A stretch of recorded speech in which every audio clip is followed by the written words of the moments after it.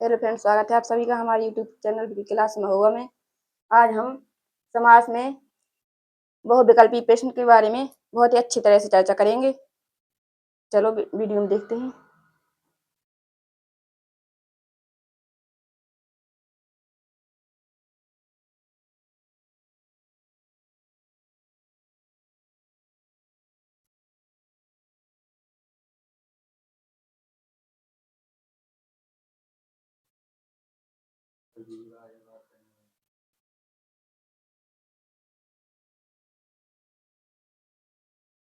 देखो, तो हमारे समास में बहुविकल्पी प्रश्न है जो कि स्क्रीन पर आ चुके हैं। देखते हैं।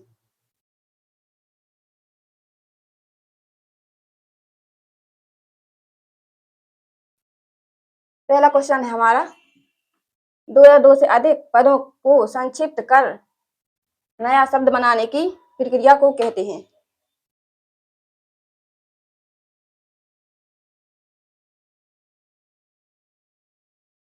तो इसमें क्या है पहला क्वेश्चन?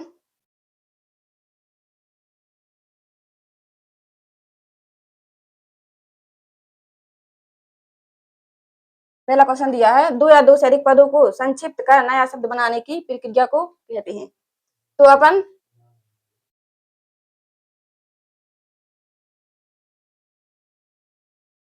जब दो या दो से अधिक पदों को संक्षिप्त करते हैं तो एक नया कौन सा शब्द बनता है?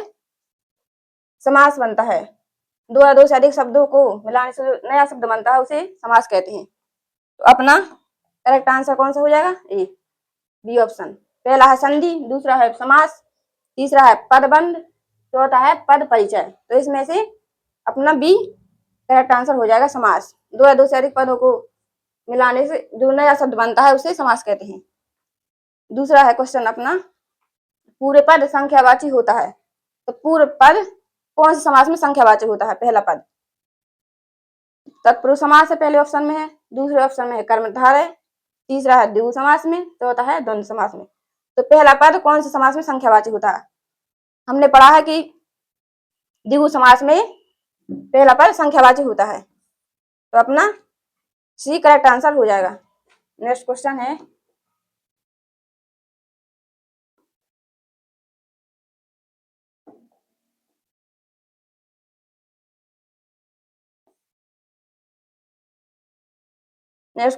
द्वंद्व समास की पहचान है। तो द्वंद्व समास की क्या पहचान है? पहला ऑप्शन दिया है, दोनों पद प्रधान होते हैं। दूसरा ऑप्शन है उत्तर पद प्रधान होता है। तीसरा ऑप्शन है पूरे पद प्रधान होता है और चौथा ऑप्शन है अन्य पद प्रधान होता है। तो द्वंद्व समास में दोनों पद प्रधान होते हैं। तो एक करेक्ट आंसर हो जाएगा कि द्वंद्व समास में दोनों पद प्रधान होते हैं। नेक्स्ट क्वेश्चन है, व्यक्तियों का लोप होता है। तो व्यक्तियों का लोप कौन से समास में होता है? पहला ऑप्शन है कर्मधारय समास में, दूसरा है तत्पुरुष समास में, तीसरा है द्वंद्व समास में, चौथा ऑप्शन है बहुव्रीहि समास में। तो व्यक्तियों का लोप तत्पुरुष समास में होता है। जैसे क्या है? गंगा जल है जैसे, तो गंगा जल में क्या हो जाए? गंगा का जल।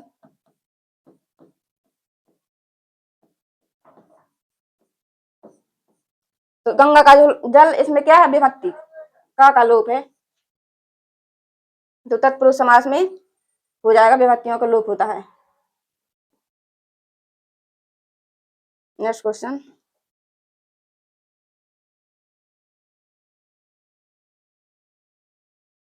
क्या है? कौन सा समास समाहार का बोध कराता है? यानी कौन सा समास है जो समाहार यानी समूह का बोध कराता है? तो पहला ऑप्शन है द्वंद्व समास, दूसरा ऑप्शन है कर्मधारय समास, तीसरा ऑप्शन है द्विगु समास और चौथा ऑप्शन है अव्ययी भाव समास। तो कौन सा समास समूह का बोध कराता है? तो अपन ने पढ़ा है कि जो समूह का बोध कराता है यानी संख्यावाची, पूरे पद संख्यावाची होते हैं। कौन समास में होता है पूरे पद संख्यावाची? द्विगु समास में होता है। तो अपना सी करेक्ट आंसर हो जाएगा, द्विगु समास। अब नेक्स्ट क्वेश्चन है, चार मासों का समाहार में कौन सा समास है? ये चार मासों का समूह में कौन सा समास है? यही पहला ऑप्शन है द्विगु समास, दूसरा है द्वंद्व समास, तीसरा है तत्पुरुष समास, चौथा है कर्मधारय समास। तो इसमें कौन सा समास हो जाएगा सही द्विगु समास। 4 मासों का समाहार में द्विगु समास सही है। नेक्स्ट क्वेश्चन है शक्ति या अशक्ति का समस्त पद है।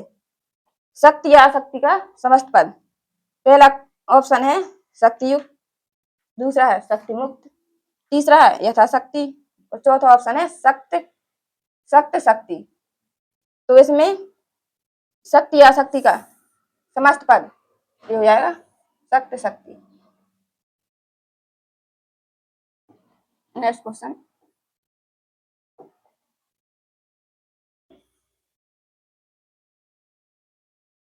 क्वेश्चन है माता पिता में समास है। तो माता और पिता में कौन सा समास है? ये माता और पिता, माता पिता है तो माता पिता में द्वंद्व समास हो जाएगा। इसमें समास विग्रह करेंगे इसके, तो माता और पिता, और शब्द का लोप है और पिता,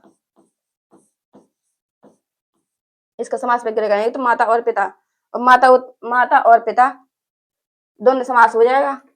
द्वंद्व समास में और शब्द का लोप होता है, इस संयोजक योजक चिन्ह आता है, वहां क्या होता है द्वंद्व समास।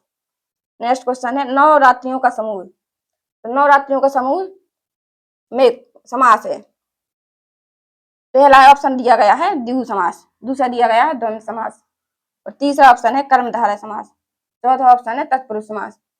तो नवरात्रियों का समूह ये है, नवरात्रियों के समूह में द्विगु समास करेक्ट आंसर हो जाएगा। क्योंकि जब भी समूह की बात हो तो वहां संख्यावाची हो, पूरे पद संख्यावाची हो, तो यहाँ नवरात्रियों का समूह संख्या है ना 9, तो यहाँ द्विगु समास हो जाएगा। नेक्स्ट क्वेश्चन अन्न जल में समास है। तो अन्न जल में कौन सा समास हो जाएगा?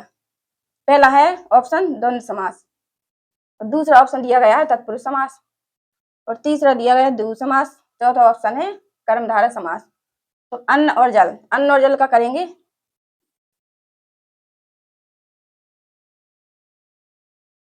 अन्न जल है, अन्न जल में कौन सा समास?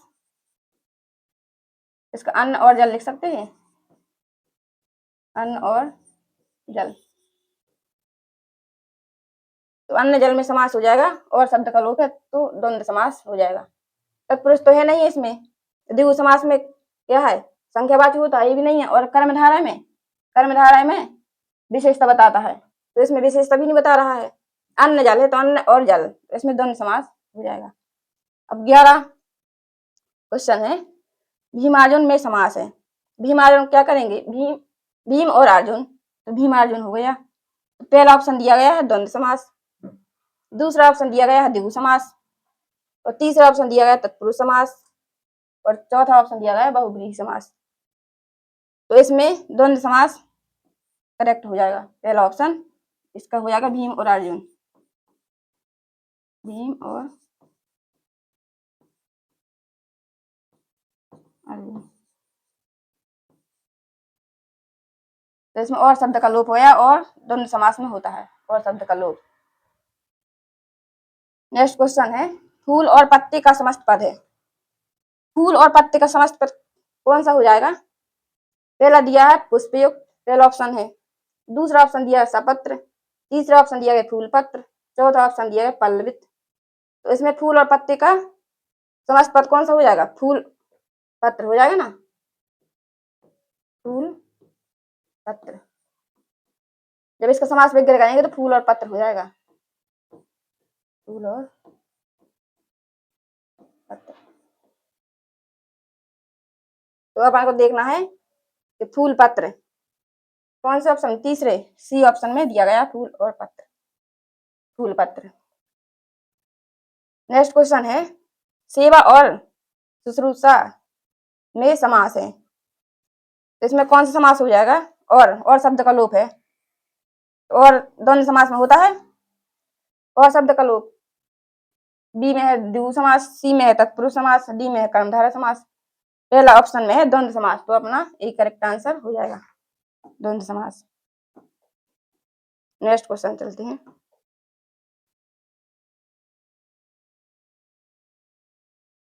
नेक्स्ट क्वेश्चन है 10 या 15 में समास है। तो 10 या 15 में समास कौन सा है? पहला ऑप्शन दिया है द्वंद्व समास, दूसरा है द्विगु, तीसरा है कर्मधारय, चौथा है अव्ययीभाव समास। तो 10 या 20, 10 और 20 भी लिख सकते हैं इसको।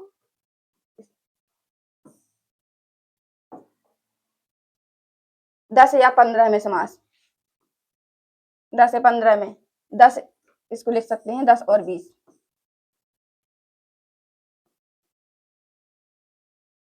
10 और 15, 10 या 15 को अपन इस तरीके से लिख सकते हैं 10 और 15 है। तो इसमें और शब्द का लोप है, और शब्द का द्वंद्व समास में होता है लोप, तो पहला ऑप्शन करेक्ट हो जाएगा। नेक्स्ट क्वेश्चन है ऊपर या नीचे में प्रयुक्त समास है। तो ऊपर या नीचे इसी प्रकार यही क्वेश्चन है। पहले क्वेश्चन ऑप्शन में दिया है कर्मधारय, दूसरे में द्विगु, तीसरे में अव्ययीभाव समास, चौथे में द्वंद्व समास। तो ऊपर या नीचे, इसको भी ऊपर और नीचे लिख सकते हैं, तो इसमें हो जाएगा चौथा करेक्ट, चौथा ऑप्शन करेक्ट हो जाएगा, द्वंद्व समास। नेक्स्ट है द्विगु समास का उदाहरण है। तो द्विगु समास का कौन सा उदाहरण है? पहले ऑप्शन में है तन मन, दूसरे बी ऑप्शन में है कुबुद्धि, सी ऑप्शन में है दोपहर, डी ऑप्शन में है दशानन। तो द्विगु समास का कौन सा उदाहरण हो जाएगा? द्विगु समास अपन जानते हैं, क्या जानते हैं द्विगु समास के बारे में? द्विगु समास में संख्यावाची होता है, पूरे पर संख्यावाची होता है। तो दशानन है, ए है, दशानन में क्या हो जाएगा? दशानन में हो जाएगा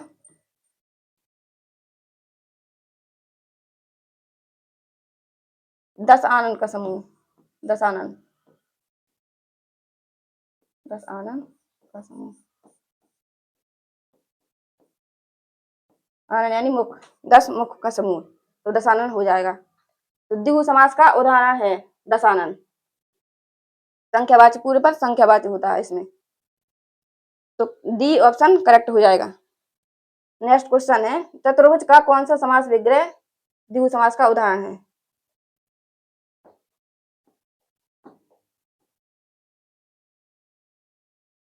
चतुर्भुज का कौन सा समास विग्रह?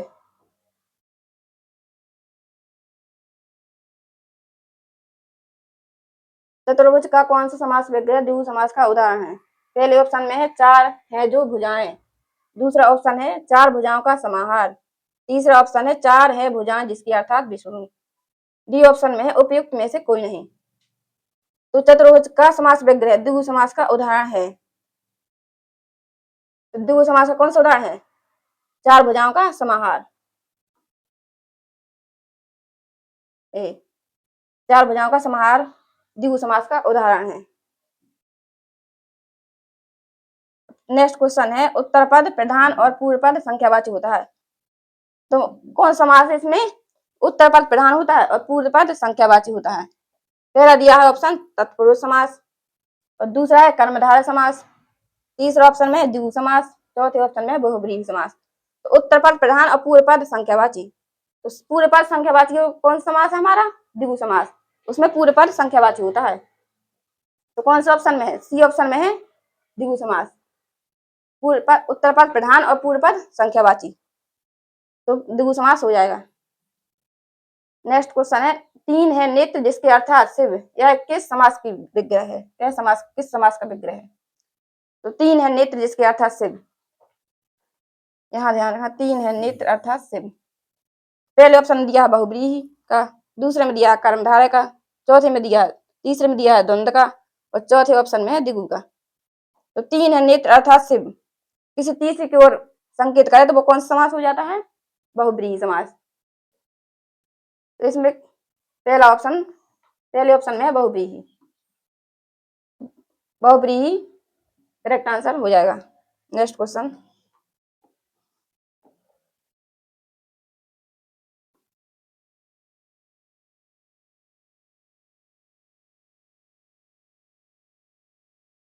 नेक्स्ट क्वेश्चन है चतुर्भुज चार भुजाओं का समाहार, यहाँ पर चतुर्भुज में समास है, तो चार भुजाओं का समाहार चतुर्भुज में कौन सा समास है?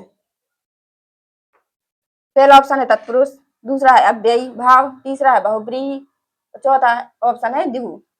तो चार भुजाओं का समाहार, चार भुजाओं का समाहार द्विगु। जहां पास पहला पूरे पर संख्यावाची होता है वहां द्विगु समास होता है। तो पहला तत्पुरुष, दूसरा अव्ययीभाव समास, तीसरा बहुब्रीहि और चौथा द्विगु। तो चौथा करेक्ट आंसर हो जाएगा। नेक्स्ट क्वेश्चन है, चार पायों का समाहार का समस्त पद है। अब चार पायों का समाहार यानी चार पायों का समूह, इसका समस्त पद क्या हो जाएगा? तो पहला दिया है चतुर्पाद, दूसरा है चौपद, तीसरा ऑप्शन है चार पाई, चौथा है ये सभी। तो इसमें कौन सा चार पाई करेक्ट हो जाएगा, यानी चार पायों का समूह या समाहार। नेक्स्ट क्वेश्चन है, 19-20 का समास विग्रह होगा। 19-20, तो इसको अपन 19 या 20 लिख सकते हैं। 19 या 20, 19 या 20, ए बी ऑप्शन करेक्ट हो जाएगा, 19 या 20। नेक्स्ट क्वेश्चन के चलते हैं।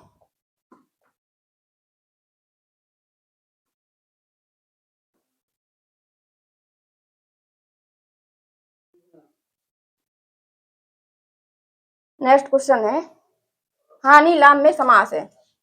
हानि और लाम में कौन सा समास है? जहां भी योजक चिन्ह आ जाए, देखो हानि लाभ, तो इसमें योजक चिन्ह आ गया, हानि लाभ ये आ जाए तो वहां पर क्या होता है, और शब्द का लोप होता है, द्वंद्व समास होता है। तो इसमें पहले ऑप्शन में क्या है, द्वंद्व, दूसरे में है कर्मधारय, तीसरे ऑप्शन में द्विगु, चौथे ऑप्शन बहुव्रीहि। तो हमने बताया कि हानि और लाभ जहां भी योजक चिन्ह आ जाए तो वहां पर क्या होता है, द्वंद्व समास होता है। तो अपने पहले ऑप्शन में द्वंद्व दिया गया है, तो यही करेक्ट आंसर हो जाएगा। नेक्स्ट क्वेश्चन है, सुख दुख में समास। सुख दुख हमने बताया भी कि जहां भी योजक चिन्ह आ जाए वहां पर क्या होता है, द्वंद्व समास होता है। तो पहले ऑप्शन में दिया है द्विगु, दूसरे में दिया है अव्ययीभाव, तीसरे में कर्मधारय, चौथे में है द्वंद्व। तो जहां भी योजक चिन्ह आ जाए वहां और शब्द का लोप होता है, उसमें द्वंद्व समास होता है। तो डी ऑप्शन करेक्ट हो जाएगा। नेक्स्ट क्वेश्चन क्या है, त्रिवेणी में कौन सा समास है? त्रिवेणी, त्रिवेणी यानी तीन बेड़ियों का समूह। तो क्या है, पूरे पास संख्यावाची है त्रिवेणी, त्रिवेणी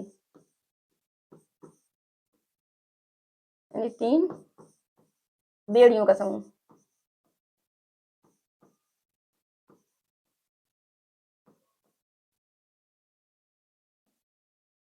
तीन बेड़ियों का समूह त्रिवेणी हो गया, इसका समास विग्रह। तो पहले ऑप्शन में दिया है द्वंद्व, दूसरे ऑप्शन में दिया कर्मधारय, तीसरे ऑप्शन में द्विगु और चौथे ऑप्शन में अव्ययीभाव। तो इसमें कौन सा समास हो गया, तीन बेड़ियों का समूह है ये, इसमें दो द्विगु समास हो जाएगा, तीन बेड़ियों का समूह। नेक्स्ट क्वेश्चन,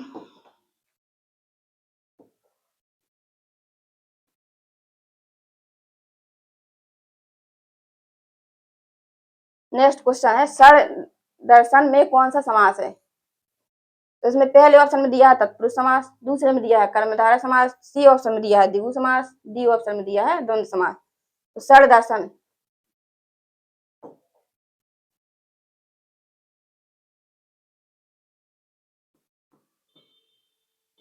तो इसमें कौन समास हो जाएगा अपना? षड दर्शन में संख्यावाची है, पूरे पर संख्यावाची है, तो पूरे पर संख्यावाची द्विगु समास में होता है। तो सी ऑप्शन करेक्ट हो जाएगा। नेक्स्ट क्वेश्चन है अपना, तिरंगा में कौन सा समास है? तो तिरंगा का समास विग्रह करेंगे तो क्या हुआ, तीन रंगों का समूह। तो तिरंगा, तो तिरंगा तीन रंगों का समूह यानी द्विगु समास है। तो पहले ऑप्शन में दिया है द्वंद्व समास, और दूसरे में दिया है द्विगु समास, और तीसरे में दिया है कर्मधारय, और चौथे में दिया है तत्पुरुष। तो अपना करेक्ट आंसर द्विगु समास हो जाएगा। तो तिरंगा में द्विगु समास है, तीन रंगों का समूह तिरंगा, इसका समास विग्रह करेंगे तो क्या हो जाएगा, तीन रंगों का समूह, तीन रंगों का समूह, तीन रंगों का समूह तिरंगा।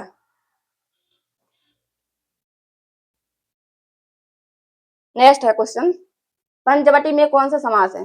पंचवटी में, पंचवटी यानी 5 वृक्षों का समूह। पंचवटी,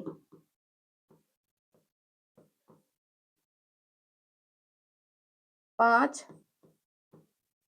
वट मीन्स वृक्ष, 5 वृक्षों का समूह।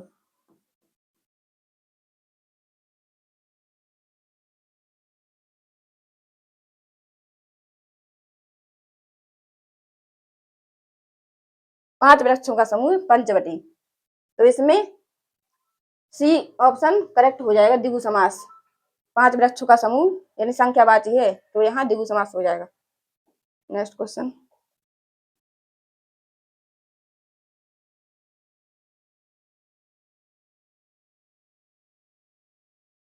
नेक्स्ट क्वेश्चन है अपना, वेद पुराण में समास है। तो वेद पुराण में कौन सा समास है?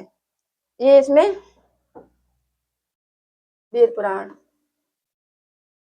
इसमें योजक चिन्ह आ गया, तो इसमें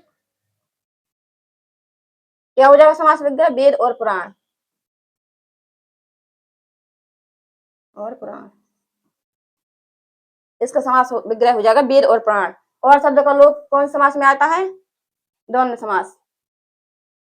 पहले में द्विगु है, दूसरे में बहुब्रीहि है, तीसरे में द्वंद्व और चौथे में तत्पुरुष। तो अपना सी सही हो जाएगा, सी ऑप्शन, इसमें द्वंद्व समास है और शब्द का लोप है। नेक्स्ट क्वेश्चन है, किस समास में पहला पद विशेषण और दूसरा पद विशेष होता है? तो कौन सा समास है जिसमें पहला पद विशेषण होता है और दूसरा पद विशेष होता है? कर्मधारय समास है। हमने पढ़ा कर्मधारय समास में पहला पद विशेषण होता है और दूसरा पद विशेष होता है, जो विशेषता बताता है हमारा वो विशेषण होता है। तो इसमें कर्मधारय करेक्ट आंसर हो जाएगा, डी ऑप्शन कर्मधारय है। नेक्स्ट क्वेश्चन,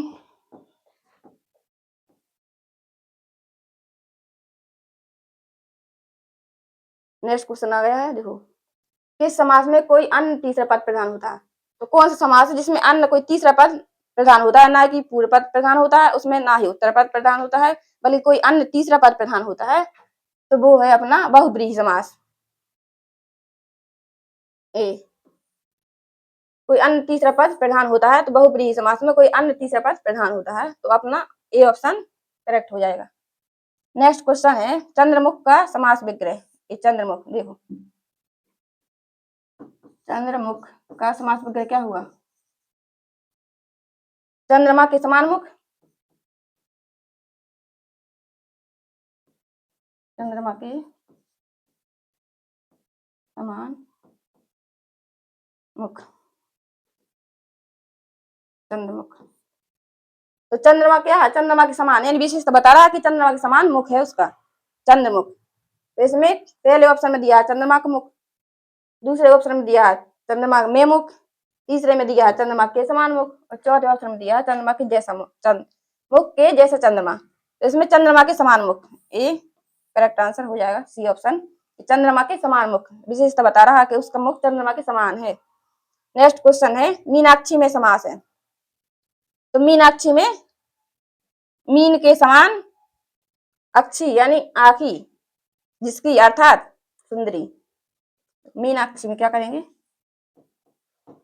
इसका समास विग्रह करेंगे मीनाक्षी का, तो ये हो जाएगा मीन के समान अक्षी।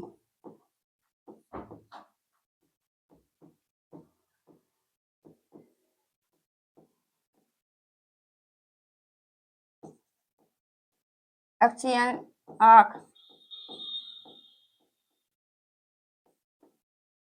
अर्थात सुंदरी।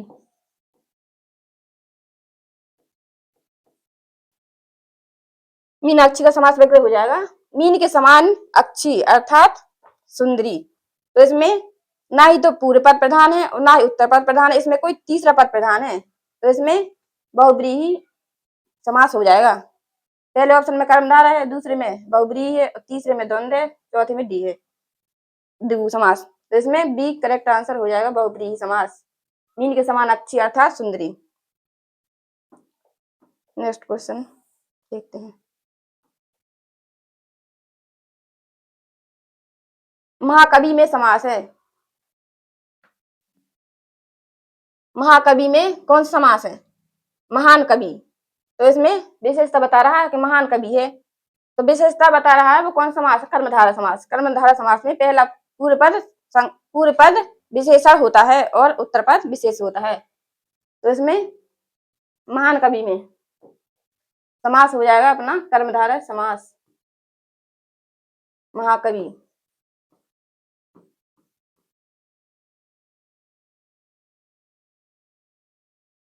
महान कवि विशेषता बता रहा, महान है कवि।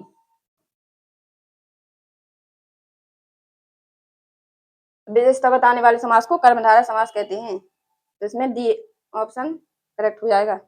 नेक्स्ट क्वेश्चन है नीलकंठ समस्त पद में प्रयुक्त समास है। नीलकंठ, नीलकंठ यानी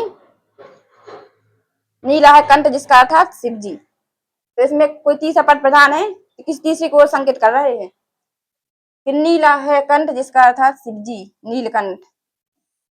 तो इसमें बहुव्रीहि समास हो जाएगा, B option correct. Next question है नीलकमल में समास है। तो नीलकमल में क्या हुआ, नीला कमल, विशेषता बता रहा है कमल कैसा है, नीला है, नीलकमल।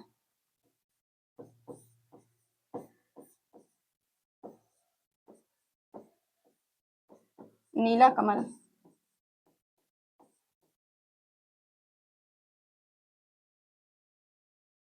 नीला कमल विशेषता बता रहा है। तो विशेषता बता रहा है तो कर्मधारय समास हो जाएगा, C option correct.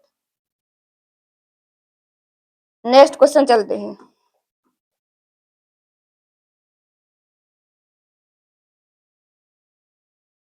Next question है नवरत्न में समास है। तो नवरत्न का समास विग्रह करेंगे अपन। देखो नवरत्न समास विग्रह हो जाए, नवरत्नों का समूह।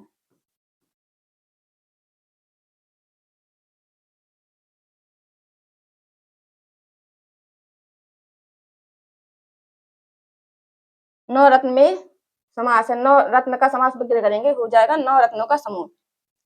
तो इसमें क्या पूरे पर संख्यावाची है। अब संख्यावाची देखना है कौन समास में होता है। कर्मधारय समास में तो होता नहीं है, इसमें तो विशेषण होता है पहला पद। और इसमें द्विगु समास है, तो इसमें होता है द्विगु समास में पूरे पर संख्यावाची होता है नवरत्नों का समूह। तो अपना बी ऑप्शन करेक्ट हो जाएगा। नेक्स्ट क्वेश्चन है रामकृष्ण में कौन सा समास है। तो इसमें योजक चिन्ह है रामकृष्ण। तो इसका जब समास व्यक्त करेंगे तो क्या हो जाएगा, राम योजक चिन्ह हटेगा तो क्या और शब्द का लोप होता है इसमें, तो और राम और कृष्ण। तो राम और कृष्ण देखना है किस ऑप्शन में दिया गया, राम और कृष्ण। राम और कृष्ण में कौन सा समास है, इस समास देखना है इसमें कौन सा समास है। इसमें द्वंद्व समास, ठीक है, द्वंद्व होता है और शब्द का लोप होता है। यहाँ पहले में दिया अव्ययभाव समास, दूसरे में दिया है द्वंद्व समास, और तीसरे में दिया है कर्मधारय समास, चौथे ऑप्शन में दिया है तत्पुरुष समास।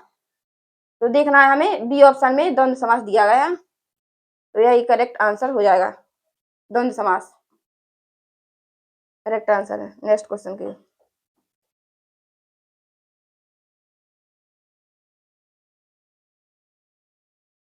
नेक्स्ट क्वेश्चन है नीलांबर में कौन सा समास है। तो नीलांबर का समास विग्रह करेंगे तो हो जाएगा नीला, नीलांबर, नीला अंबर।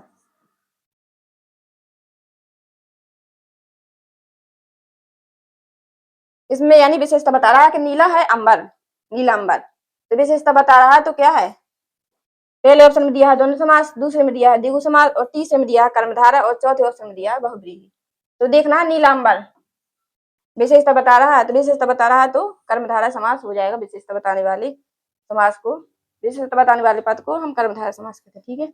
इसमें विशेषता बताई जाए तो। और नेक्स्ट क्वेश्चन है नीलगाय में कौन सा समास है। इसी प्रकार नीलगाय है, नीलगाय में क्या है, नीली गाय। तो इसमें क्या नीली बता रही है, गाय क्या कैसी है, नीली है। तो इसमें कर्मधारय समास हो जाएगा, पहला ऑप्शन राइट है।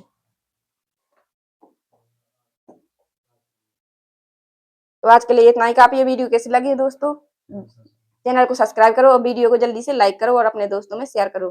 धन्यवाद। नेक्स्ट वीडियो में मिलते हैं।